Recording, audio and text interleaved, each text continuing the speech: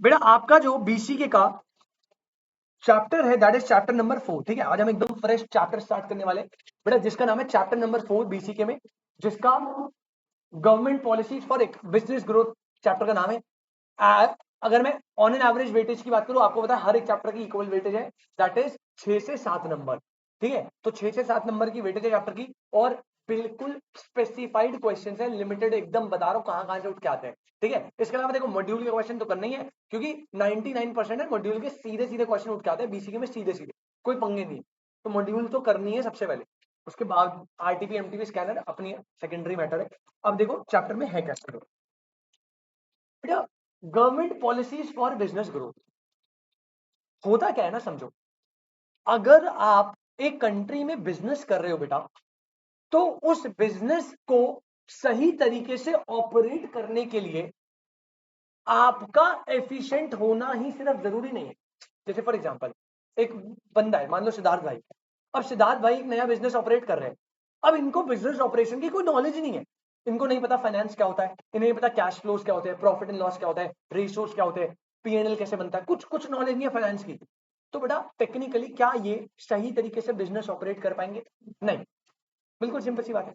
अच्छा, on the other hand एक chartered accountant है, उसे बिल्कुल प्रॉपर नॉलेज है फाइनेंस की, सबकी है, एक्स वाई जेड हर चीज की, ठीक है, पीएनएल बैलेंस शीट सब कुछ आता है। क्या वो सही तरीके से बिजनेस ऑपरेट कर पाएगा?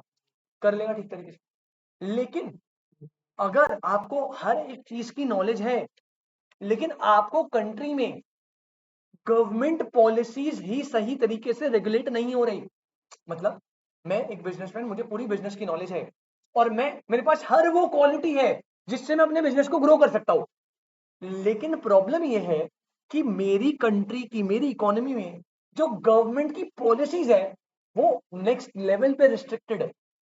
भाई इंपोर्ट पे बैन है, एक्सपोर्ट्स पे बैन है, टैक्सेस इतने हाई है, गवर्नमेंट जो है इतनी सारी इंडस्ट्री को रिजर्व करके बैठी है, इसमें आप बिजनेस कर ही नहीं सकते। क्या ऐसी चीजों से, ऐसी पॉलिसी से प्राइवेट सेक्टर या मैं कभी भी बिजनेस करने के लिए एनकरेज हो सकते हैं बेटा? नहीं। तो कह रहे भाई देखो, आपकी कंट्री में लोग कैसे हैं, उनकी नॉलेज कैसी है, बिजनेस अच्छा कर सकते नहीं कर सकते, ये एक मैटर है, लेकिन उससे इंपॉर्टेंट मैटर ये है, अगर आपको बिजनेस को ग्रो करना है तो आपको गवर्नमेंट पॉलिसीज भी उसके अकॉर्डिंग बनानी पड़ेगी। बात समझ आ रही है? आपको अगर याद हो इंडियन इकोनॉमी, आपने पूरा इसका पूरा एक फ्रेमवर्क पढ़ा हुआ है इस चैप्टर का, कुछ थोड़ी बहुत माइनर एक्स्ट्रा बातें बतानी, बाकी पढ़ा हुआ है आपने। अगर आपको याद हो, जब आपने 12th क्लास में इंडियन इको पढ़ा था, तो आपने इंडियन इको पढ़ने में ना, इनिशियल लेवल पे जो मेन चैप्टर्स थे वो 3 स्टेजेस में थे बेटा, अगर आपको याद हो, ये 3 स्टेजेस में। मैं हमेशा ऐसे पढ़ाता हूँ इस चैप्टर को, जब भी इंडियन इको पढ़ाता हूँ 3 स्टेजेस में। बेटा सबसे पहले आप यूनिट नंबर 1 जो आप पढ़ते थे ना 12th क्लास में, उसका नाम था Indian economy at the eve of independence. ये पढ़ा था आपने? मतलब यहां पे ना पहले यूनिट में आप पता क्या पढ़ रहे थे? पहले यूनिट में आप पढ़ रहे थे इंडिया की इकोनॉमी के बारे में, इंडिपेंडेंस से पहले, इंडिपेंडेंस से पहले। तो यानी कि मैं ऐसे बोल सकता हूं, ये पहला जो यूनिट 1 है, ये पूरी की पूरी बात करता है, that is what, that is before independence, यानी बेटा दिस इज 1947, उससे पहले की बात करता है ना। और बिफोर इंडिपेंडेंस का अगर मैं बोलूं, तो मैं ऐसे बोलूं कि ये बात करता है पूरे के पूरे कॉलोनियल रूल की या कॉलोनियल पीरियड की, ब्रिटिशर्स एरा की। ब्रिटिशर्स आए, उन्होंने कैसे कैसे बैंड बजाई थी, आपको पता होगा, लैंड टेन्योर सिस्टम लाए थे, डिस्क्रिमिनेटरी टैरिफ पॉलिसी लाए थे, है ना, मोनोपोली कंट्रोल कर लिया था कि भाई आपको रिस्ट्रिक्ट कर दिया, ट्रेड करना ही नहीं है, करना है तो भैया सिर्फ हमारे साथ करना है मेजॉरिटी ट्रेड, बाकी हम बताएंगे चाइना, पर्सिया, सिलोन, 3 कंट्री के साथ करना है। याद है आपको, ऐसा कुछ पढ़ा था आपने, है ना। डेमोग्राफिक प्रोफाइल की बैंड बजा दी थी उन्होंने, बिल्कुल बिल्कुल इंफ्रास्ट्रक्चर में कोई ग्रोथ ही नहीं करी थी, रोड रेलवेज हो रहे थे लेकिन सिर्फ उनको ही बेनिफिट मिल रहा था, किसको? ब्रिटिशर्स को। फिर आपने अगला इंडियन इको में पढ़ा था यूनिट नंबर 2। यूनिट नंबर 2 जब आपने पढ़ा था बेटा 12th क्लास में, तो वो था आपका आफ्टर इंडिपेंडेंस। क्या बोला? आफ्टर, है ना। और लेकिन यानी 1947 के बाद, लेकिन 1991 से पहले, क्योंकि 1991 में बहुत तगड़ा क्राइसिस आ गया था इंडिया में, तो हमें पॉलिसीज को फिर से चेंज करना पड़ा था। तो दिस इज बिफोर इंडिपेंडेंस। और यहाँ पे ना इसको हम बोलते हैं इकोनॉमिक रिफॉर्म्स। यहां से हमने इकोनॉमिक रिफॉर्म्स बनाना स्टार्ट करा था इंडिया ने अपने, आपको याद होगा 5 ईयर प्लान, यहां से बनने स्टार्ट हुए। पहला 1950 में बनाया था हमने, 1950 में स्टैब्लिश हुई थी प्लानिंग कमीशन, फिर 51 में आपका जो है फर्स्ट 5 ईयर प्लान बना, 51 से 56 तक, फिर 57 से आगे फर्दर 5 ईयर प्लान बने। ठीक है, कोई दिक्कत, ये सब बातें आपको पता होनी चाहिए। देखो अब ये ना इस चैप्टर में आएंगी ना कहीं, लेकिन क्वेश्चन बन सकते हैं, मुझे नहीं पता। ठीक है, ये तो जनरल बेसिक नॉलेज है, 12th के बच्चे को पता होनी चाहिए, वो अज्यूम करते हैं। तो उन्हें पता होना चाहिए प्लानिंग कमीशन कब आया, फर्स्ट 5 ईयर प्लान कब बना, कब से कब तक चला। ठीक है, तो हम लिख सकते हैं अगर इनकेस आए तो, मुझे पता है आपको नहीं पता होगा। बेटा 1950 में सबसे पहले स्टैब्लिश हुई थी प्लानिंग कमीशन। ठीक है, आपके ना लेफ्ट साइड में एक पेज होगा खाली बुक में, लेफ्ट वाला पेज खाली होगा ना, हाँ, पर उस पेज में चार्ट बना लो। प्लानिंग कमीशन है 1950 में। बेटा आज इस प्लानिंग कमीशन को बोलते हैं नीति आयोग। ठीक है, सॉरी यार, मेरे को यार अभी रिसेंटली, हाँ मेरे को एग्जैक्टली 14 फरवरी को। तो किसकी स्थापना की बात कर रहा है? नीति आयोग की। कुछ चेक कर ले फिर से एक बार, कुछ और स्टैब्लिश हुआ था उस दिन। हाँ 2000, हाँ रिसेंटली आया, अभी भी कन्वर्ट हुआ है, पहले प्लानिंग कमीशन चलता था। अच्छा बेटा प्लानिंग कमीशन के, अब यार इतना तो मुझे भी याद नहीं होगा हेड कौन होगा। आई गेस उस टाइम पे जो होगा वही होगा शायद, जो भी गवर्निंग पार्टी होगी उनके प्राइम मिनिस्टर चेयरमैन होंगे। मेरे को इतना इतना तो मेरे को भी आइडिया नहीं है।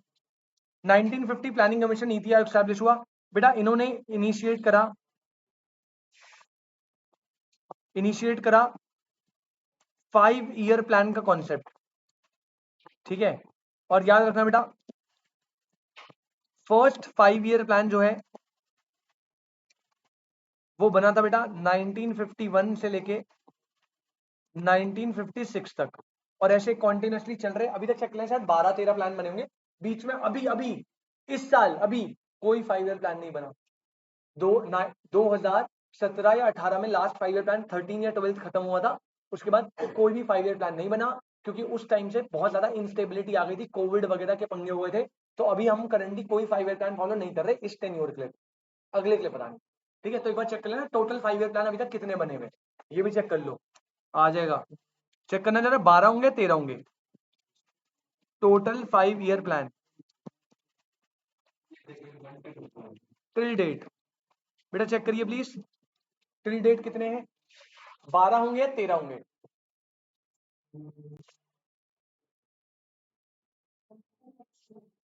वाईफाई बेटा बंटी हो क्या? 12, 12वां है 13th बेटा, अभी तक नहीं बना इस ईयर में क्योंकि पोस्टपोन हो गया था, तो अभी कोई 5 ईयर प्लान हम फॉलो नहीं कर रहे। ठीक है जी, तो ये हो गया। उसके बाद बेटा हुआ ये कि हमने जो पॉलिसी बनाई थी इस इनके बीच में, सेकंड चैप्टर में आपको याद है इकोनॉमिक रिफॉर्म में क्या था आपका, देखो लैंड रिफॉर्म्स आए थे, ग्रीन रेवोल्यूशन आया था, व्हाइट रेवोल्यूशन, इसके साथ साथ एक आता इंडस्ट्रियल पॉलिसी रेजोल्यूशन।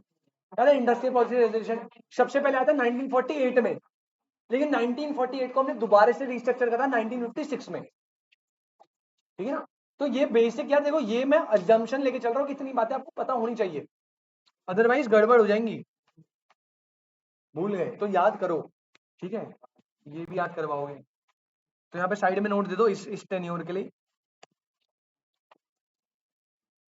बेटा सबसे पहले आईपीआर, आईपीआर की फुल फॉर्म पता है वो भी लिखो, इंडस्ट्रियल पॉलिसी रेजोल्यूशन ना लाएगा बेटा तो, इंडस्ट्रियल पॉलिसी रेजोल्यूशन 1948 बेटा सेकंड वाली स्टेज में चल रहा है सब कुछ, साइड में क्योंकि वो लंबा खिंच जाएगा तो मैं साइड वाइड में जहां जगह दिख रही है ये बना था बेटा फर्स्ट, फिर उसके बाद इसको चेंज करके सेकंड बनाया था, और सेकंड था आईपीआर 1956, जिसमें हमने पढ़ा 3 टीयर क्लासिफिकेशन करी थी, 17 इंडस्ट्री, 12 इंडस्ट्री, अदर इंडस्ट्री, है ना। इसी के बीच में बेटा ग्रीन रेवोल्यूशन भी आया था आपका, इसके बीच में आपका import substitution, foreign trade policies में भी चेंज लाए थे, टैरिफ कोटा। तो these are the basic knowledge जो आपको 12th क्लास में दी जाती है, एंड मैं अजम्पशन लेके चलता हूँ कि इतनी बातें आपको पता हो। इंपोर्ट सब्स्टिट्यूशन क्या होता है, टैरिफ सिस्टम, कोटा सिस्टम क्या होता है, अगर बीच में कहीं वर्ड जाएंगे तो मैं यूज कर दूंगा, बस मैं अपने प्रिकॉशन के लिए बता रहा हूँ कि भाई हो सकता है इसके बाहर भी कुछ निकल जाए इधर उधर से, चैप्टर में कहीं जिक्र हो या ना हो मुझे नहीं पता, लेकिन यहाँ पे कहीं कुछ बात टेढ़ी मेढ़ी, क्योंकि आपने तो 12th पढ़ी है, तो अज्यूम करें मैं बच्चा 12th पढ़ के आया है तो ये तो पता ही होगा, चाहे यहाँ बताया हो ना बताया हो। अब उन्हें थोड़ा पता बच्चा कैसा है।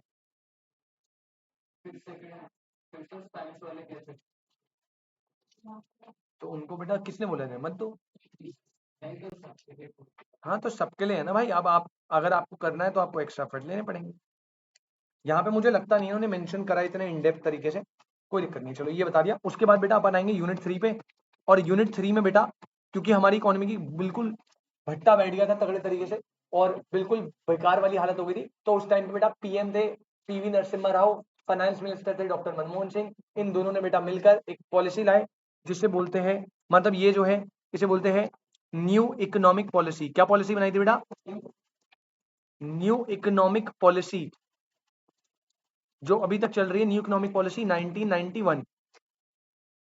ठीक है, ये न्यू इकोनॉमिक पॉलिसी को ना प्यार से, ये बहुत इंपॉर्टेंट है, इसके 2 से 3 क्वेश्चन पकड़ के चलो इस चैप्टर में, सिर्फ इसके, ये पूरा पूरे चैप्टर में आपको यही है, ये तो कुछ इसके तो कोई डिस्कशन ही नहीं करे ज्यादा, मेन मामला वहां है थर्ड वाले पे, यही पूरा डिस्कस है यहाँ पे। ठीक है, तो न्यू इकोनॉमिक, हाँ जी, first industrial policy resolution, this is industrial policy resolution. सबसे पहला जो इंडस्ट्री आया पॉलिसी वो 1948 में, फिर सेकंड 56 में। अच्छा, इसको बेटा एलपीजी पॉलिसी भी बोलते हैं, आपने पढ़ा है ना, लिबरलाइजेशन प्राइवेटाइजेशन, बिल्कुल बेटा इसको प्राइम मिनिस्टर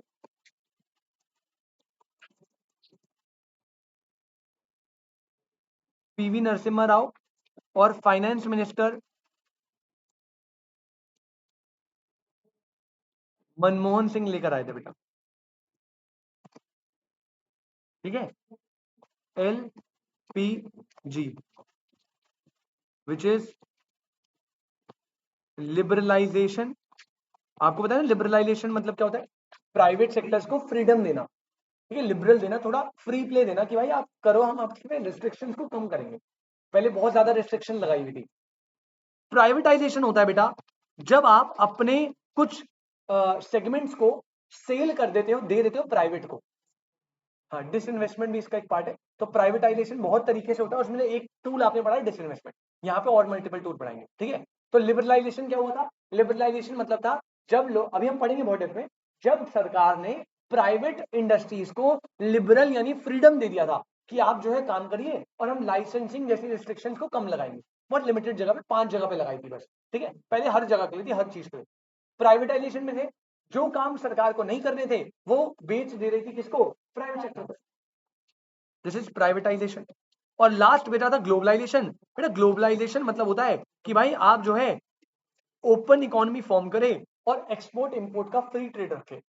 जितना एक्सपोर्ट इंपोर्ट ज्यादा होगा उतना बेनिफिट है। ऑल्दो इंपोर्ट्स हमेशा कोशिश रहती कम हो, लेकिन इंपोर्ट रुकना भी गड़बड़ है। ये गवर्नमेंट को बाद में रियलाइज हुआ जब उन्होंने पहले इंपोर्ट सब्स्टिट्यूशन लगाया था, टैरिफ कोटा लगा दिया कि लेना ही नहीं है। फिर लगाया यार हम ना ग्लोब से, पूरे वर्ल्ड से ना टेक्नोलॉजी वाइज लैग कर रहे हैं, बाहर टच वाले फोन आ गए हैं, अभी यहाँ पे कीपैड चल रहा है। क्यों? क्योंकि अब बाहर के कंपटीशन को इंडिया में आया नहीं देते। अब जब आपने डोमेस्टिक प्लेयर्स को इतना प्रोटेक्ट कर लिया है तो वो ग्रो ही नहीं कर रहे। क्यों? उन्हें पता भाई हमारी गवर्नमेंट तो हमें बचा के रख रही है। तो बिजनेस ग्रोथ के लिए, मैंने बताया ना, बिजनेस ग्रोथ के लिए गवर्नमेंट की पॉलिसी बहुत मैटर करती है। गवर्नमेंट आपकी कैसी पॉलिसीज बना रही है इससे भी बिजनेस पे डिपेंड करेगा ग्रोथ होगी या नहीं होगी। जैसे पहले इंडिया के बिजनेसेस ग्रो नहीं कर रहे थे, क्यों? क्योंकि रिस्ट्रिक्शन थी। अब प्राइवेट को रोल ही नहीं दे रहे थे, फॉरेन कंपटीशन को तो आने ही नहीं दे रहे थे। अब जब धीरे धीरे प्राइवेट को रोल दिया, रिस्ट्रिक्शन हटाई, फॉरेन से लोग आने लग गए यहाँ पे, तो कंपटीशन क्रिएट हुआ, जिससे बिजनेसेस क्या हुए बेटा? ग्रो, और कंज्यूमर को सबसे अच्छा बेनिफिट मिला। क्लियर है? कोई दिक्कत? तो ये आपका थोड़ा सा ये हो गया। अब ना आपके चैप्टर में ना यही बकवास करी हुई है जो मैंने यहाँ अभी तक करी है ना बेटा, यही बकवास आपके चैप्टर में, बस नाम चेंज करके कर दी फालतू बातें। अब देखो, आपको यहाँ पे राइट साइड में आना जरा, आपको यहाँ पे चैप्टर का ओवरव्यू दिख रहा होगा, है ना? चैप्टर ओवरव्यू में आपको 3-4 हेडिंग्स पढ़नी है जो मेन है। बताऊंगा इसमें क्या क्या मेन है, फालतू बातें मैं नहीं पढ़ाऊंगा यहाँ पे, वो आप रीड करने के लिए कर लेना, आपको मर्जी है तो छोड़ भी दोगे, कोई कुछ नहीं जाएगा। मैडम मैं बात करूँ गवर्नमेंट पॉलिसीज की, आपको दिख रहा है ना थोड़ा थोड़ा? ठीक है, दिख नहीं रहा गवर्नमेंट पॉलिसीज। अब गवर्नमेंट पॉलिसी में सबसे पहले यहां बात करें बेटा, that is your historical stretch. बेटा हिस्टोरिकल स्ट्रेच कुछ नहीं है, यूनिट 1 और यूनिट 2 की बात है ना। कौन सी? पहले बढ़ते क्या, एंशिएंट इंडिया की बातें, पहले इंडिया, पुराने जमाने में। और एंशिएंट मतलब बहुत, चंद्रगुप्त मौर्य के टाइम पे। कह रहे भाई देखो गवर्नमेंट पॉलिसी होती है, ब्रीफ देता हूँ, आप रीड कर लेना, वही सब है। ये सब पढ़ा, इसमें ना एग्जाम ज्यादा ओरिएंटेड है, कभी कभार एक आधे से गलती से अगर आ गया तो, अदरवाइज इंट्रोडक्शन में आता ही नहीं। आप जितना बताऊंगा उतना करना, बैक के क्वेश्चन देखना, आप सब भर भर के वही दिए होंगे। एंशिएंट इंडिया में बात करो चंद्रगुप्त के टाइम की, तो जो चंद्रगुप्त मौर्य जी थे उनके साथ थे चाणक्य। और चाणक्य जी जो आपको पता है बेटा, उन्होंने एक बहुत फेमस बुक लिखी है जिसका नाम है अर्थशास्त्र, और जिसे क्या बोलते हैं आज के टाइम पे, इकोनॉमिक्स। तो वो सबसे पहले इकोनॉमिस्ट थे उस टाइम के, ठीक है। तो चाणक्य ने भी इस बात का डिस्कस करा है अपनी बुक्स में कि इकोनॉमिक्स जो है, जो अर्थशास्त्र है, उस बुक में लिखा है कि आपकी राज्य में राजा किस तरह की पॉलिसीज फॉर्म करता है, वो डिपेंड करता है बिजनेसेस की ग्रोथ के लिए। सिंपल है भाई, अगर आपके राज्य में राजा जो लगान सिस्टम है, कर जिसे बोलते हैं, टैक्स जिसे बोलते हैं, कर को ज्यादा करेगा, टैक्सेस ज्यादा करेगा, तो बिजनेस वाले लोग डिस्करेज होंगे, एज अ रिजल्ट बिजनेसेस क्या करेंगे, फॉल। लेकिन अगर आपका जो राज्य में राजा है वो कर यानी टैक्सेस को कम लगाएगा और प्राइवेट प्लेयर्स को फ्रीडम देगा, तो बिजनेस पर्सन जो है वो बहुत ज्यादा इंकरेज होगा, एज अ रिजल्ट वो बिजनेस को ग्रो करने की कोशिश करेगा। समझ रही बात? तो ये कह रहे भाई ये आजकल का नहीं है, ये एंशिएंट इंडिया में ऐसे ही चलता था। तो ये एंशिएंट इंडिया पहले आपको पढ़ाएंगे, वही वाला चाणक्य जी वाले टाइप। फिर यहां से वो बात करेंगे इंडिया अंडर ब्रिटिश रूल। वो कहेंगे भाई कॉलोनियल के टाइम पे हमने देखा था कि भाई ब्रिटिशर्स पॉलिसीज बनाते थे और हमारे बिजनेस की बैंड बजाई थी। कौन सी पॉलिसीज याद है आपको? आप साइड में लिखते रहना। ब्रिटिश एरा में क्या क्या आया था बेटा, याद है? जमींदारी सिस्टम, बापू जमींदार, सुना आपने वो गाना? हाँ बस, बापू जमींदार सिस्टम। इसे बेटा, इसी का ना दूसरा नाम था लैंड टेन्योर सिस्टम। इसी को इंग्लिश में क्या बोलते बेटा? Land tenure system.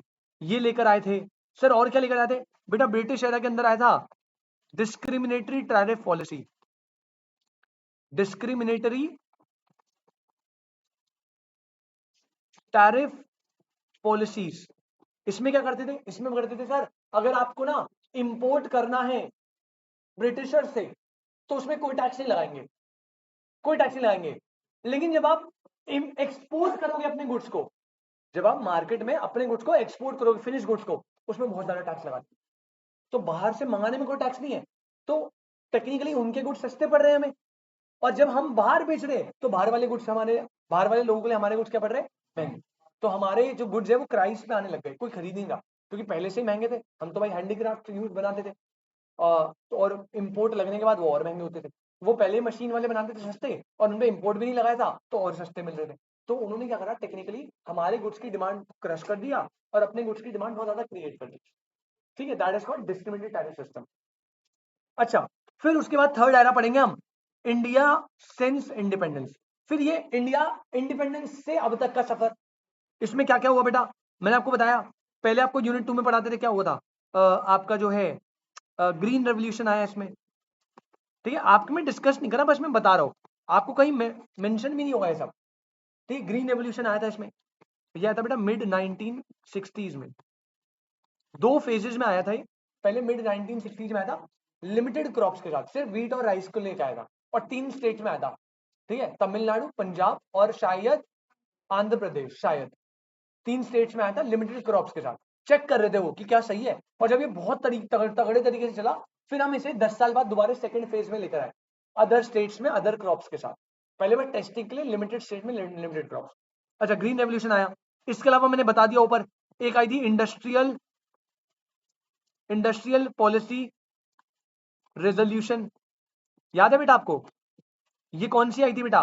पहली आई थी 1948 में, अगली आई थी 1956 में। तो मेन 56 वाली थी, 48 वाली बहुत छोटे टाइम तक थी और काम भी नहीं करी सही। 56 थोड़ा सा बेटर था, थोड़ा इंपॉर्टेंट। इसमें इन्होंने क्या करा था, लाइसेंसिंग वाइसेंसिंग लाए थे। क्या लेके आए थे? और लाइसेंसिंग वाले कंपलसरी थी हर काम के लिए, कुछ भी करना लाइसेंस लेना ही पड़ेगा। ये हुआ था आईपीआर में। बस, तो ये इसका हिस्टोरिकल स्केच है। क्या है बेटा इसका?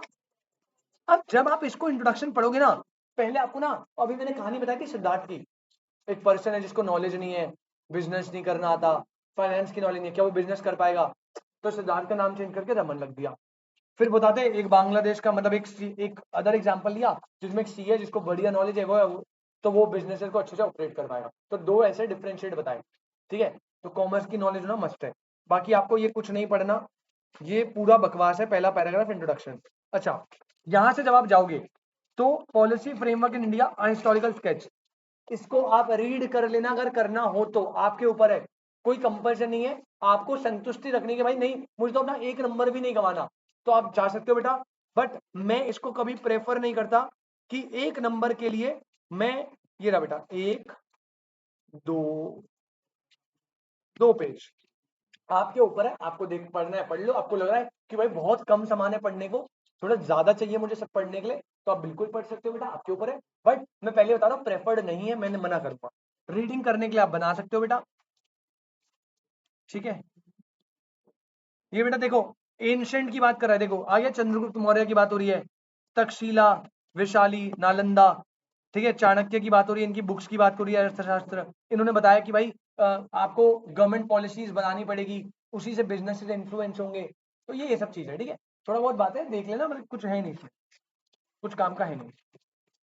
फिर इंडिया अंडर ब्रिटिश रूल, तो ये पहला था हिस्टोरिकल स्केच में। पहले एंशिएंट इंडिया बताया इन्होंने पहला, उसके बाद क्या बताया, इंडिया अंडर ब्रिटिश रूल, ठीक है। तो यहाँ पे देख लो बेटा क्या क्या है, कह रहा economic policy under colonial design to benefit foreign rulers. मैं जल्दी से रीड करवा रहा हूँ ताकि आपको ऐसा ना लगे कि सर स्किप करवा रहे, मतलब मेरे को तो स्किप ही करवाना है, बट फिर वो तुम्हें तुम्हारे अंदर ना एक डाउट आ जाता है कि ये वाला पार्ट सर ने क्यों छुड़वा दिया, क्या है। बस रीड करो, तुम खुद देख के पढ़ लेना, सारा मैंने जो काम का था मैंने यहीं लिखवा दिया, या तो यहाँ लिखवा दिया या यहाँ लिखवा दिया। बट आपकी संतुष्टि के लिए आ जाओ, फटाफट हाईलाइट करना जो जो करूंगा, बस उतना ही, ठीक है। कह रहा बेटा ब्रिटिश एरा के अंदर जितनी भी पॉलिसी बनी, उनका अल्टीमेट बेनिफिट किसके लिए था, इंडियन के लिए, फॉरेन के लिए, और जो भी पॉलिसी बन रही थी। Dadabhai Naoroji through his seminal work, his book poverty and un British rule in India drew attention to the drain of wealth. अच्छा, ये चीज एमसीक्यू में पूछ सकता है। दादाभाई नौरोजी, इन्होंने इन्होंने पॉवर्टी पे बुक लिखी थी, his book poverty and अनट्रेस्ट rule in India, जिसमें उन्होंने बताया था drain of wealth from India into Britain. आपको ये ट्वेल्थ में भी पढ़ाते, ड्रेन ऑफ इंडियन वेल्थ करी थी उन्होंने। ड्रेन ऑफ इंडियन वेल्थ में मतलब क्या करा, जितना भी हमारे पास पैसा था, जो भी आता था, क्योंकि हम रॉ एग्रीकल्चर तो हम करते थे, एग्रीकल्चर को एक्सपोर्ट करके जितना भी पैसा आता था बेटा, वो सारा सरप्लस जो था ना, वो अनप्रोडक्टिव एक्टिविटीज के लिए लगाते थे। किसके लिए लगाते थे, तो अपना ड्रेन ऑफ इंडियन वेल्थ में साइड में जो जगह है वहां लिख सकते हो थोड़ा सा, export surplus was used for unproductive activities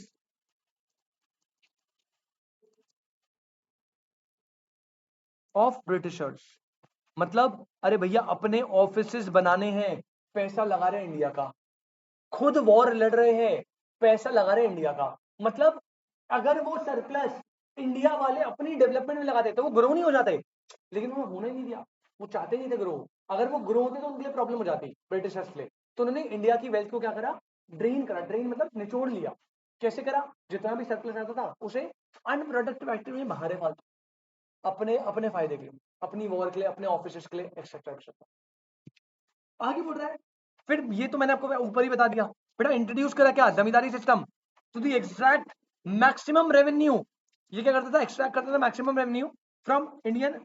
they introduce margin agency system through which possible to handcraft the wealthy British to build and control based industrial. The British government in India has fulfilled duty policy state maintenance in order and defence of Indian border. Their policy indirectly curb the economic freedom Indian people political. हाँ ठीक है, बस कह रहे भैया maximum जमींदारी system ले आए, उससे वो पर्सन को अपॉइंट करते थे, वो जमींदार जो होता था वो उनसे रेवेन्यू कलेक्ट करता था, अपने अपना शेयर रखता था, बाकी लगान देता था किसको, ब्रिटिशर्स को। इसके अलावा वो फॉरेन ट्रेड पॉलिसीज भी बहुत स्ट्रॉन्ग लाए थे, ट्रेड्स बंद कर दिए थे, इंडस्ट्रियल डेवलपमेंट, और उनकी वजह से हमारा जो इकोनॉमिक फ्रीडम है उनकी पॉलिसी से इनडायरेक्टली क्या हो गया, वो कर्ब्ड हो गया, खत्म हो गया, रुक गया, स्टेगनेट हो गया, बढ़ ही नहीं पाएगा कभी, क्योंकि हमारी इकोनॉमी में फ्रीडम ही नहीं रहा। बेटा ऑनलाइन वाले बच्चे मीटिंग रिजॉइन कर दो प्लीज जल्दी से। तो 3 स्टेप थे, 3 स्टेप में से मैंने आपको 2 स्टेप बताया, पहले एंशिएंट इंडिया, फिर ब्रिटिश रूल के अंदर। अब थर्ड हिस्टोरिकल स्ट्रेच में क्या था, पीछे जाना, सबसे पहला क्या था, सबसे पहले था ancient India, India since independence. अच्छा, अब इंडिपेंडेंस की बात कर रहा है थोड़ा। मेन चैप्टर में एलपीजी ही है, जिससे क्वेश्चन आएंगे, जिससे मामला बनेगा।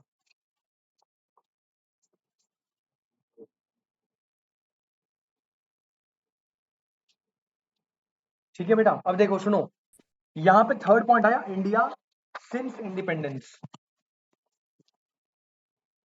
अब इसमें ना हर अलग अलग बात कर रहा है भाई। देखो मैंने पहले बताया था, पहले फर्स्ट इंडस्ट्रियल पॉलिसी कब आई, 1948 में। पहला तो 1948 में आया था, फिर वो चल नहीं पाया तो बाद में 56 में दोबारा लेकर आए थे। ठीक है, urgent priority government preamble of constitution, बकवास है। अच्छा, उसके बाद आपने फर्स्ट 5 ईयर प्लान कब बनाया, प्लानिंग कमीशन अडॉप्ट करी कितना, 1950 में। आईपीआर सेकंड वाला कब आया, 1956 में। ठीक है, ये पॉइंट अंडरलाइन करो, मोस्ट इंपॉर्टेंट, इससे क्वेश्चन आया भाई, इससे क्वेश्चन आया भाई। ये वाली लाइन अंडरलाइन करना, after independence and up to the first 3-4 decades the socialist economic system with dominant public sector with was prevalent in India.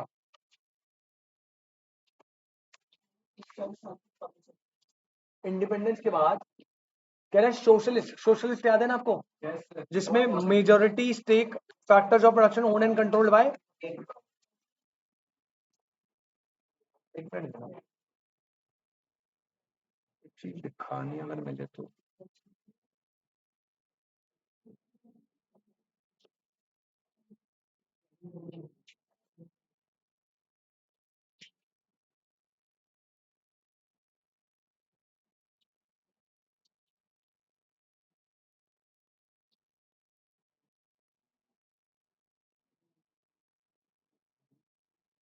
है नहीं क्वेश्चन भाई, सुनना बहुत ध्यान से, इसमें गड़बड़ क्या होती है सुनो, इसको इंपॉर्टेंट कर लेना भाई, और वर्ड देख लेना।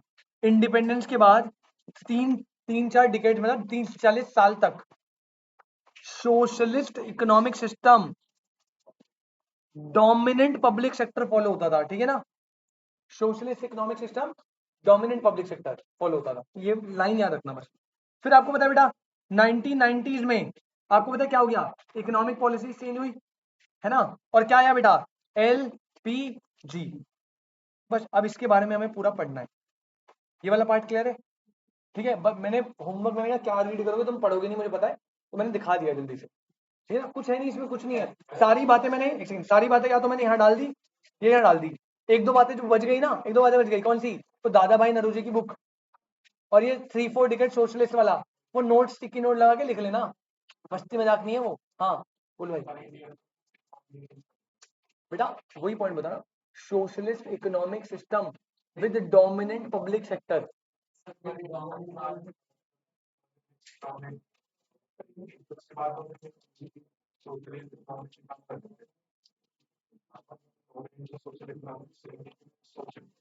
नहीं नहीं नहीं नहीं, देख देख, सुनो सुनो बेटा, इंडिया ने इंडिपेंडेंस के टाइम पे सोशलिस्ट को बिल्कुल प्रेफर करा था। ठीक है ना, लेकिन मैं फिर से बोल रहा हूँ, क्वेश्चन कैसा आएगा, अगर यहाँ पे क्वेश्चन फॉर्म होता है, मुझे बुक में क्वेश्चन दिखा था, बुक में था, पता नहीं कहाँ पे था, उन्होंने ना मुझे दिखा नहीं वो आंसर, वरना मैं क्लियर करता बाद में भी। उन्होंने आंसर मिक्स दिया हुआ था, क्या दिया था, मिक्स। अब उसका रीजन मैं वही देख रहा था, अगर मुझे मिलता तो मैं क्लियर करता, बट मुझे मिला ही नहीं। और उसका रीजन यहाँ लिखा है सोशलिस्ट, लेकिन प्रॉब्लम यह है कि सोशलिस्ट नहीं थी इकोनॉमी, इकोनॉमी चलती थी मिक्स्ड पे, सोशलिस्ट का ज्यादा पोर्शन होता था, सोशलिस्ट का ज्यादा डोमिनेंस होती थी सोशलिस्ट, प्राइवेट सेक्टर थे पर उनका इतना रोल नहीं था टेक्निकली, तो इकोनॉमी इज मिक्स्ड इकोनॉमी, लेकिन रोल थे। अगर मुझे वो क्वेश्चन मिलता है ना तो मैं क्लियरिटी से, मुझे तो दिखा नहीं क्या क्वेश्चन है, अरे यार हाँ, अब देखो यही क्वेश्चन आ गया, कह रहे इंडिपेंडेंस के बाद 3-4 डिकेड्स में इकोनॉमिक सिस्टम कौन सा लाया, कैपिटलिस्ट, सोशलिस्ट? मेरे हिसाब से मिक्स दिया होगा इन्होंने, मिक्स दिया हुआ है, देखियो चेक करियो। सी ऑप्शन है, बी है, बी है, सोशलिस्ट रखो, ठीक है ठीक है, बी रखना बेटा, सोशलिस्ट। मैं वही तो बोल रहा हूँ, इन्होंने ना भाई मॉड्यूल में पंगा ये है ना कि जो लाइन इन्होंने दे दी उसके आगे कुछ सुनते नहीं है। मिक्स्ड इकोनॉमिक सिस्टम था इकोनॉमी में, कौन सा, लेकिन लेकिन डोमिनेंस थी सोशलिस्ट की ज्यादा, ठीक है। तो अगर आंसर आए टेक्निकली करेक्ट आंसर है मिक्स, मेरे को क्वेश्चन मिली तभी मैं चुप हो गया, पीछे नीचे जाके मुझे लगा शायद इसमें नहीं है, हटा दिया क्योंकि गड़बड़ लग रही थी क्वेश्चन में।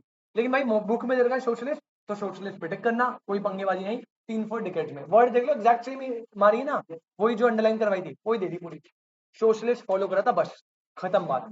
लेकिन आपको पता है एक्चुअल में कौन सा फॉलो करता, जिसमें डोमिनेंस किसकी थी, सोशलिस्ट। ठीक है सिद्धार्थ भाई,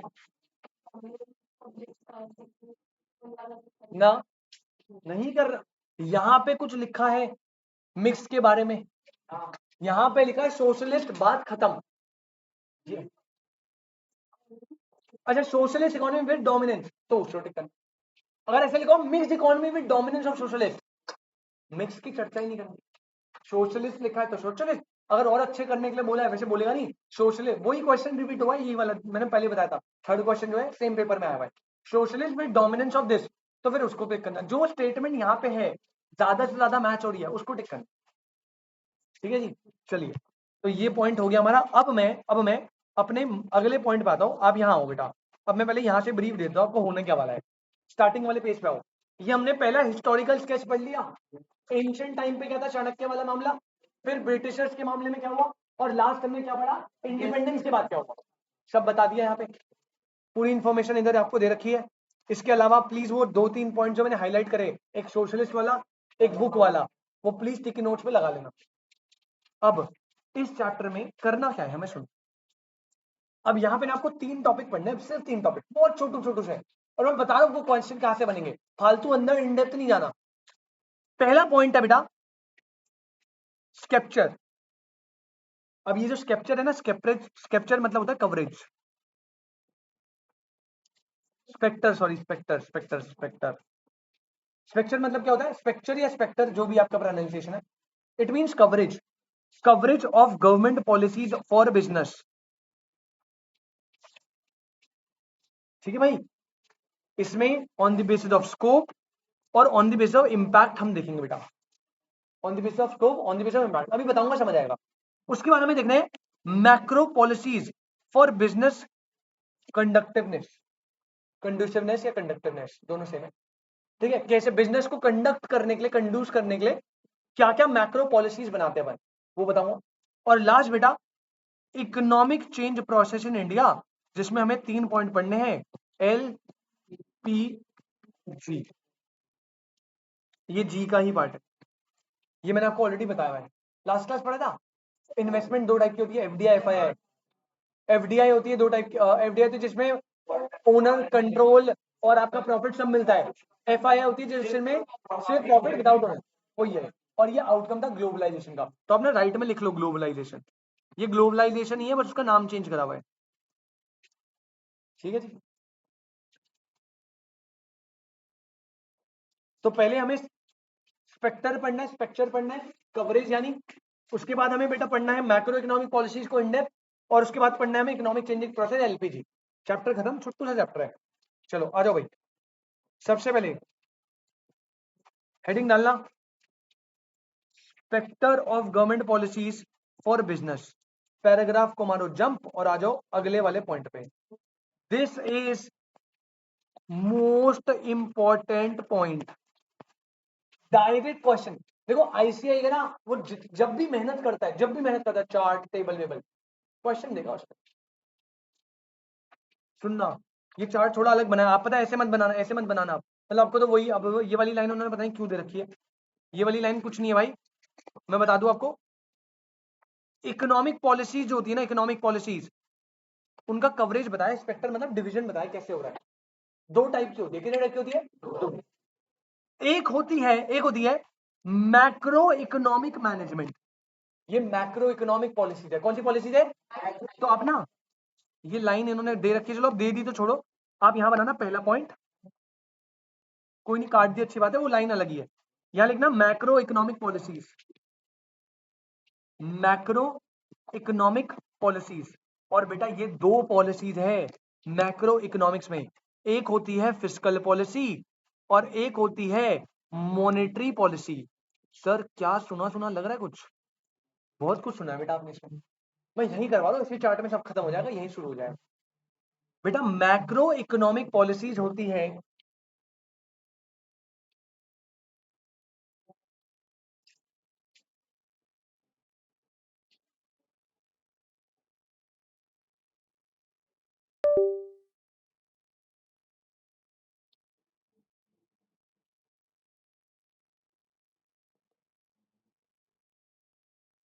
हाँ जी बेटा मैक्रो इकोनॉमिक पॉलिसीज में दो टाइप की पॉलिसी बनाती है गवर्नमेंट।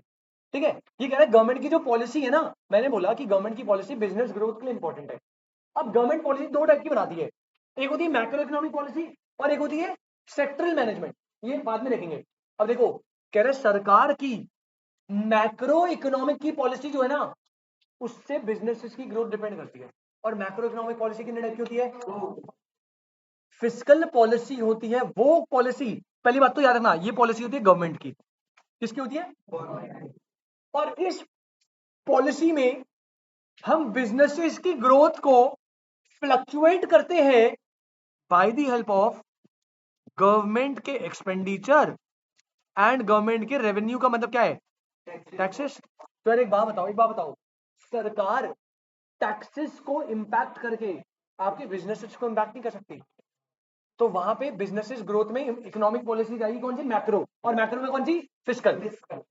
अगर कभी भी सरकार इंपैक्ट डाल रही है अपने एक्सपेंसेस और टैक्सेस में, तो वो होती है फिस्कल पॉलिसी। और जैसे अगर सरकार ज्यादा खर्चा कर देगी, सरकार ज्यादा खर्चा करेगी तो बेटा एम्प्लॉयमेंट क्या होगी? ज्यादा। अब वो बोला कि रोड बना दो, ब्रिज बना दो, तो ज्यादा सरकार खर्चा कर रही है, उससे एम्प्लॉयमेंट ज्यादा होगी। एम्प्लॉयमेंट ज्यादा होगी तो बेटा लोग कमाएंगे कैसा? ज्यादा। ज्यादा कमाएंगे तो डिमांड क्या करेंगे? बिजनेसेस ग्रो करेंगे। अच्छा अगर सरकार अपना खर्चा कम कर दे तो एम्प्लॉयमेंट की जगह अनएम्प्लॉयमेंट होने लग जाएगी, उससे इनकम क्या होगी?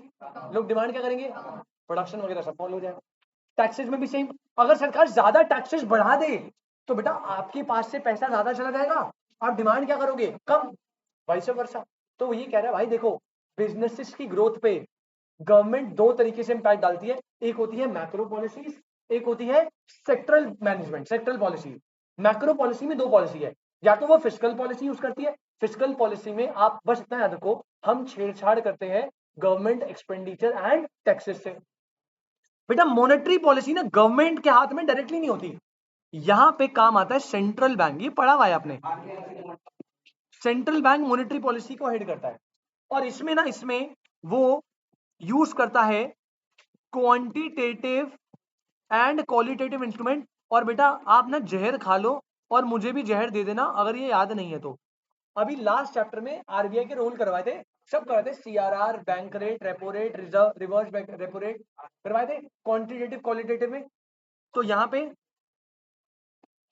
बेटा वहां करवाया, मार्जिन रिक्वायरमेंट ऑफ लोन करवाया था, मोराइल स्ट्रेंथ बताया था, सिलेक्टिव क्रेडिट राशनिंग बताया था। बेटा पहले तुम भी तो खाओ, पहले तभी तो बोला पहले तुम खाना। बेटा मुझे मत दिखा तुम, मुझे मत दिखा बेटा तुम, वो तूने नहीं लिखा बेटा, मैंने लिखा होगा। बेटा क्या लिखा है बेटा? बेटा नहीं लिखा। बेटा देख ले पूरी आगे वाले, अब तूने लिखा, मैं क्या करूँ उसमें? खैर उसका कुछ काम नहीं है, वो सिलेक्ट। बेटा दिखा दे।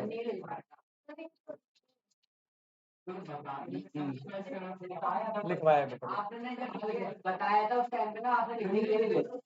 हाँ वो सिलेबस में नहीं ना, इन्होंने लिख लिया, बट मैंने बताया था। ठीक है।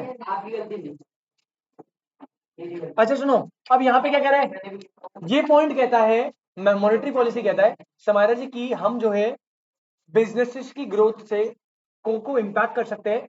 इससे भी मॉनेटरी पॉलिसी से कैसे करेंगे?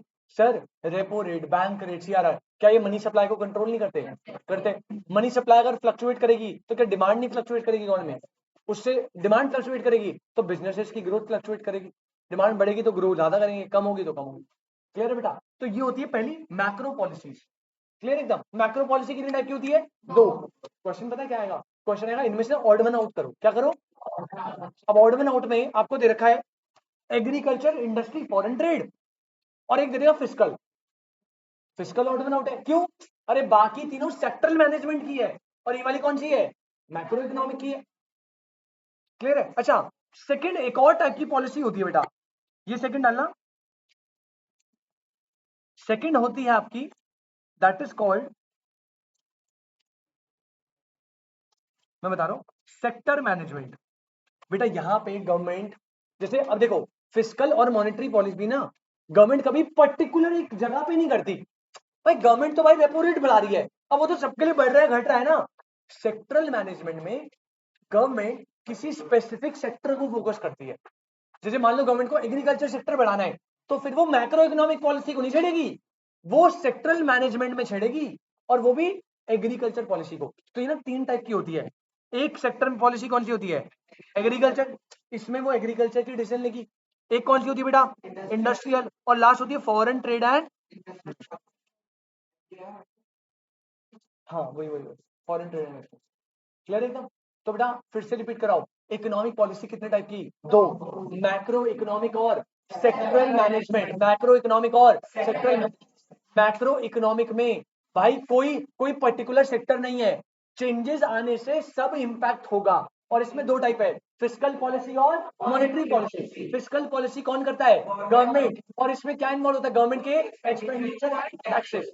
मॉनेटरी पॉलिसी कौन करता है? सेंट्रल बैंक, और इसमें क्या इन्वॉल्व होता है? Quantitative and qualitative, repo rate, bank rate, reverse repo rate, सब। ठीक है, एसएलआर सीआरआर सब कुछ आ गया।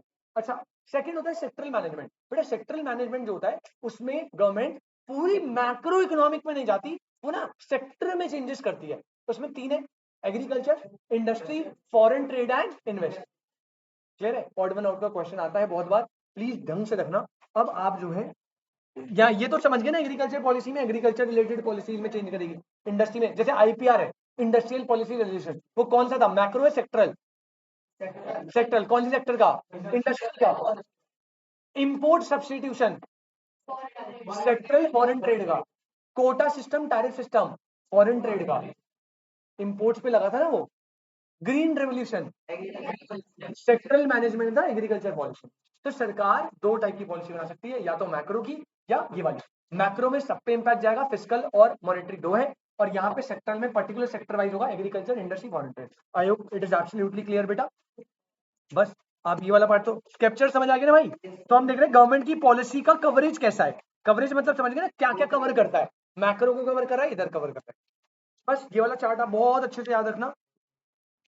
ये सब इसके अंदर आपको मैंने बता दिया। ये जो पैराग्राफ था ना स्केप्टर वाला, ये पूरा पैराग्राफ खत्म। आता है नेक्स्ट। नेक्स्ट आता है macro policy indicators. Macro economic, वो पूरा आप रीड करना है, कर लेना, छोड़ दो छोड़ देना, वो चार्ट में सब कुछ है जो उस पैराग्राफ में लिखा हुआ है। ठीक है ना?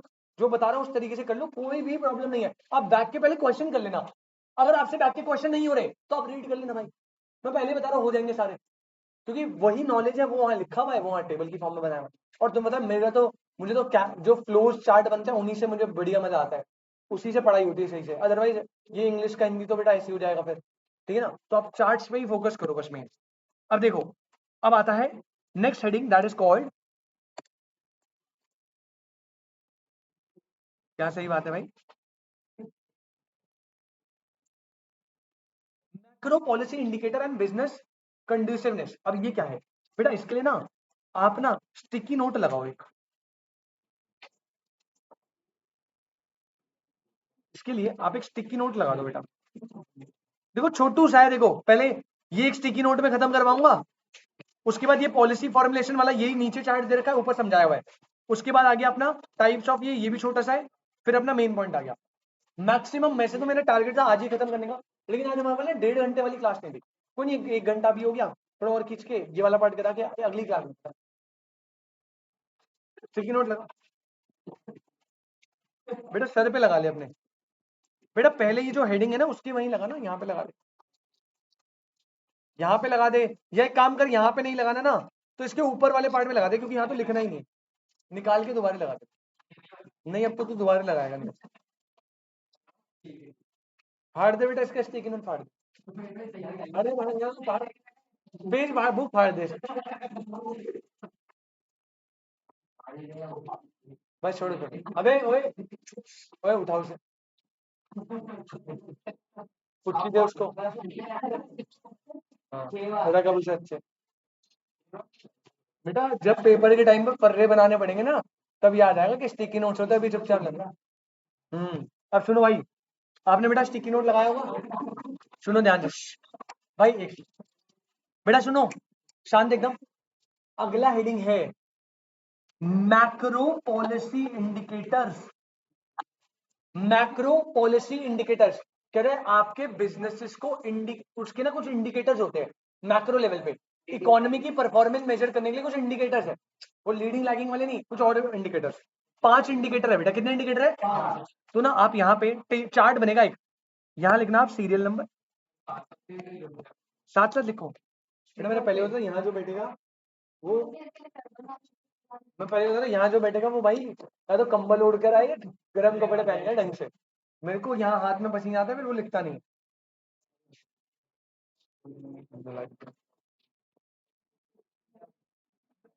हाल तो मत बोल बेटा। सुनो भाई, सीरियल नंबर लिखा, यहाँ पे लिखो इंडिकेटर्स, बस एक ही चार्ट में मामला खत्म। ये इतना इतना इंपॉर्टेंट है नहीं वैसे, लेकिन ऐसा आ जाएगा इनमें से ऑड वन आउट में फिर से 5 पॉइंट देंगे, फिर आपको देखना पड़ेगा कौन सा इंडिकेटर था लिखवाया हुआ, 5 ही इंडिकेटर है। उसके अलावा भले हो भी बुक में नहीं है तो वो ऑड वन आउट है इंडिकेटर। और इसका बेटा डायरेक्शन, बेटा मैंने सोचा था काम आ जाएगा, बट मैं तुम्हारा बैग हल्का उठा, मैं ले आऊँ। नहीं मैंने कुछ पहले मैंने सोचा था कि चैप्टर को ना हैंड रिटर्न करवा दूं, फिर दिमाग में नहीं चलो छोड़ो, बिजनेस एनवायरनमेंट देखता हूँ। पर आप लेकर आना, इस चैप्टर में तो मतलब इन्वायरमेंट वाले चैप्टर में ले आना भाई, क्या पता मन कर जाए फिर आप बोलोगे, तो लेकर आओ, कॉपी लेकर रखना बैग में मतलब। हाँ मतलब बिजनेस एनवायरनमेंट में हो सकता है मैं हैंड रिटन नोट्स करवाऊँ, सिर्फ एक 2 चैप्टर बच गए ना हमारे, फर्स्ट और सेकंड। तो बिजनेस एनवायरनमेंट जो है वो थोड़ा मैं हो सकता है पूरा नोट से ही करवा दूं हैंड रिटन वाला। यार उसमें क्या करवाऊं मैं, मुझे समझ नहीं आता, मैंने आज तक कभी करवाया नहीं है। यार ये क्या भाई, पहले मैं ये करवाऊंगा, मैं रिवीजन करवाऊंगा पूरे सिलेबस की, उसके बाद टाइम मिला तो मैं बता दूंगा, रिवीजन के बाद भाई, उससे पहले भाई कर लो बेटा। देखो यार वो ना मैंने कभी करवाया, ना मेरे को पसंद है करवाना लिटरली, क्योंकि आप पढ़ लेना, उसमें आपको लगे कि सर का कुछ काम है तो बता दो। अब 1 घंटा तो मैं बर्बाद करने आना ही हूँ।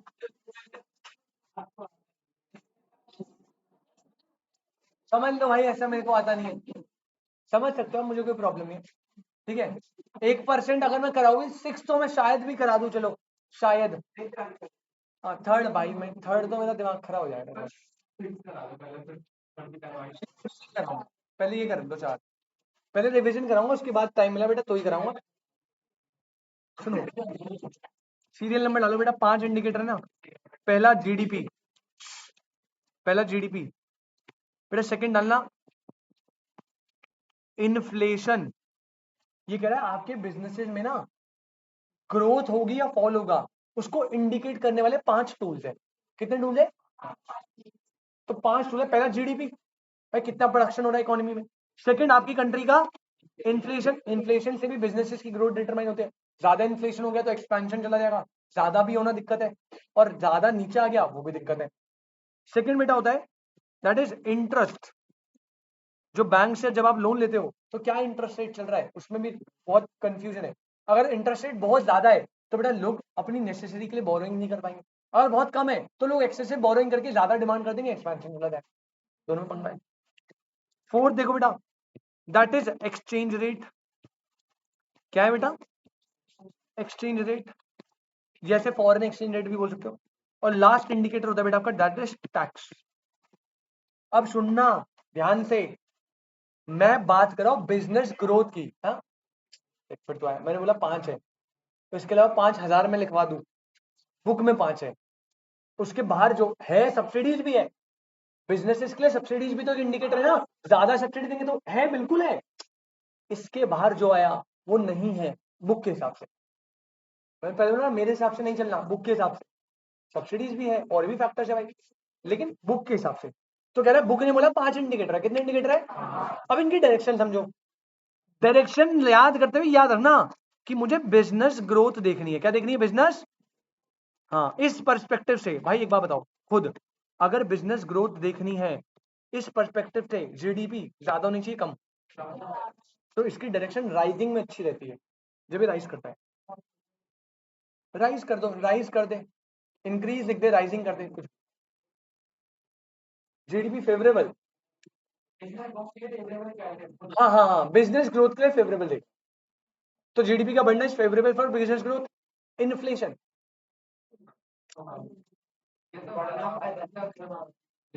ये होती है मॉडरेट। क्या होती है बेटा? सर कैसे? सुनो बेटा ध्यान से, बढ़ना तो बिल्कुल फायदा नहीं भाई, इन्फ्लेशन बढ़ेगी तो लोग डिमांड क्या करेंगे? सामान बिकेगा नहीं। लेकिन अगर प्राइसेस फॉल होने लग गए, तो आपने सप्लाई में पढ़ा था प्राइस फॉल होने से प्रॉफिट मार्जिन क्या होते हैं? कम। तो जो प्रोड्यूसर पॉइंट ऑफ व्यू है वो ऑफर फॉर सेल क्या करेगा? कम। अब वो ऊपर क्या देगा? कहेगा यार ये पेन जो मैंने बनाया ना, ये पेन का प्राइस कम हो गया, जिससे मुझे प्रॉफिट ज्यादा नहीं हो रहा। तो बेटा अगर इस पेन का प्राइस कम हो गया तो मैं इसकी प्रोडक्शन क्या करूंगा? कम कर दूंगा। उसकी वजह से अपनी फैक्ट्री बंद कर दी, लोगों की इंप्लॉयमेंट क्या हो गई? कम। लोग इनकम क्या लगाएंगे? कम। जब लोग इनकम कम कमाएंगे तो वो डिमांड भी क्या करेंगे? उसकी वजह से प्राइस और फॉल हो जाएगा।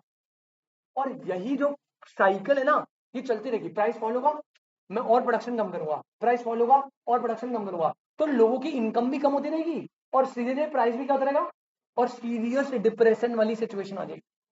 पढ़ा था ना बिजनेस साइकिल में। तो आपको इन्फ्लेशन कम भी नहीं करनी, बहुत इन्फ्लेशन बहुत ज्यादा भी नहीं करनी। ज्यादा कर दोगे तो कंज्यूमर को हर्ट हो जाएगा, खरीदेगा नहीं। कम कर दोगे तो प्रोड्यूसर का प्रॉफिट कम हो जाएगा, बनाएगा नहीं। समझ रहे हो मेरी बात? तो यहाँ पे मॉडरेट होता है। अच्छा, इंटरेस्ट, बिजनेस ग्रोथ के लिए इंटरेस्ट हमेशा क्या होना चाहिए बेटा? कम।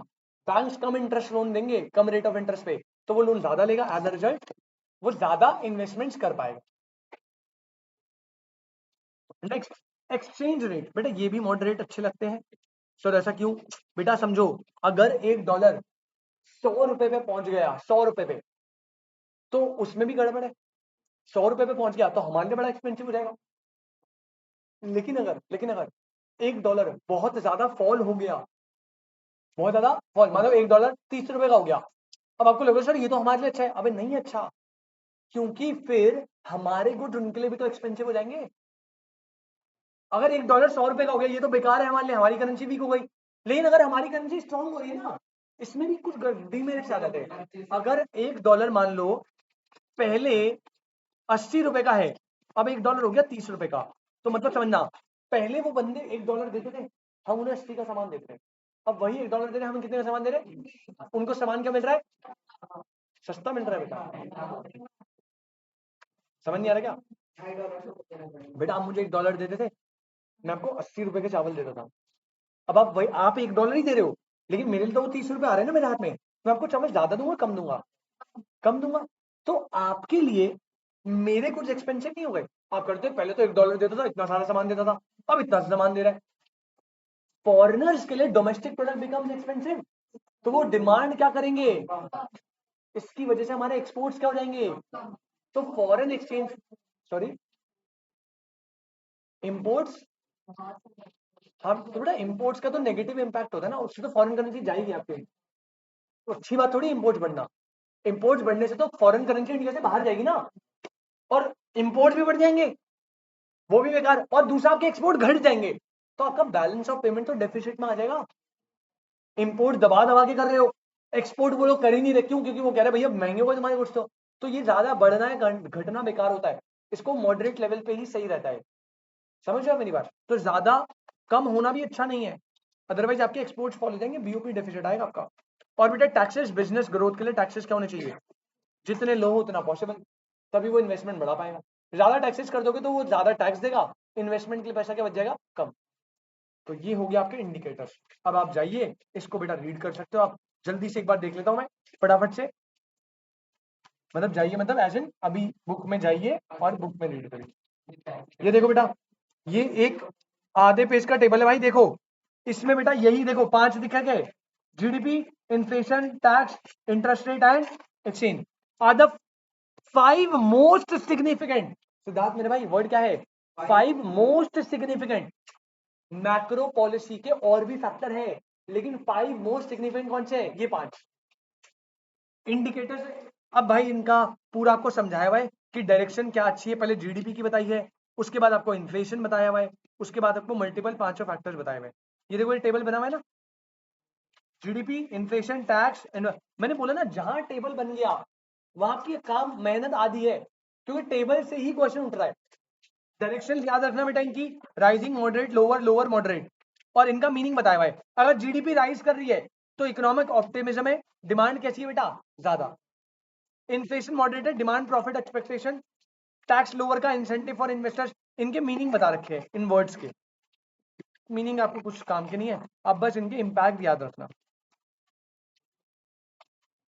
रुक जाओ रुक जाओ रुक जाओ, एक लास्ट टॉपिक और करवा देता हूँ। नहीं यार रुको, आज हमने क्या क्या कर लिया? पहले तो बेसिक पॉलिसी फॉर्मुलेशन एंशिएंट वाली करी, वो तो बस रीडिंग पर्सपेक्टिव से जितना बताया उतना पढ़ना है। वो 2 स्टिकी नोट बना लेना। एक तो 3 डेकेड तक कौन सी पॉलिसी लाए थे? सोशलिस्ट, ठीक है, socialist will dominating public sector, socialist याद रखो। और दूसरा दादा भाई नौरोजी की बुक याद रखना, पॉवर्टी वाली, ठीक है ना, वो चिट लगाते ना 2। उसके बाद मैंने आपको बताया कि इकोनॉमिक पॉलिसी 2 टाइप की है, एक होती है बेटा क्या? मैक्रो, और एक होती है क्या? Sectoral management. Macro policy management में 2 है, फिस्कल और मॉनेटरी। फिस्कल में गवर्नमेंट डिटरमाइन करेगा गवर्नमेंट एक्सपेंडिचर और टैक्स, और मॉनेटरी में क्वांटिटेटिव क्वालिटेटिव इंस्ट्रूमेंट कौन करता है? Central bank, RBI. उसके बाद आया सेक्टरल मैनेजमेंट, जो सेक्टर वाइज लगते हैं 3 है, agriculture, industry, foreign trade and investment. फिर मैंने बताया भैया कि आपके कुछ इंडिकेटर्स होते हैं मैक्रो इकोनॉमिक पॉलिसीज के। 5 इंडिकेटर थे, GDP, tax, foreign exchange, interest rate और इन्फ्लेशन। बस 2 मॉडरेट वाले अगर आप याद करो ढंग से तो आपको इन्फ्लेशन एक्सचेंज रेट मॉडरेट रखना है, जीडीपी राइज बाकी दोनों। ये पैराग्राफ बेटा आप पढ़ने को पढ़ लेना अगर आपका मन है तो। ये वाला पॉइंट हो गया। अब हम अगली क्लास से बेटा ये करेंगे चैप्टर खत्म, पॉलिसी फॉर्मुलेशन, गवर्नमेंट पॉलिसी के टाइप्स, फिर आएगा इकोनॉमिक प्रोसेस। चलिए इतना समझ आया बेटा? पक्की बात एकदम। आपसे मिलते हैं नेक्स्ट क्लास, इस चैप्टर की लास्ट क्लास होगी। Thank you so much. 2 part में हो गया, पार्ट ए पार्ट बी अगला हो गया। बेटा ऑनलाइन वाले बच्चों को कोई दिक्कत परेशानी तो बताइए।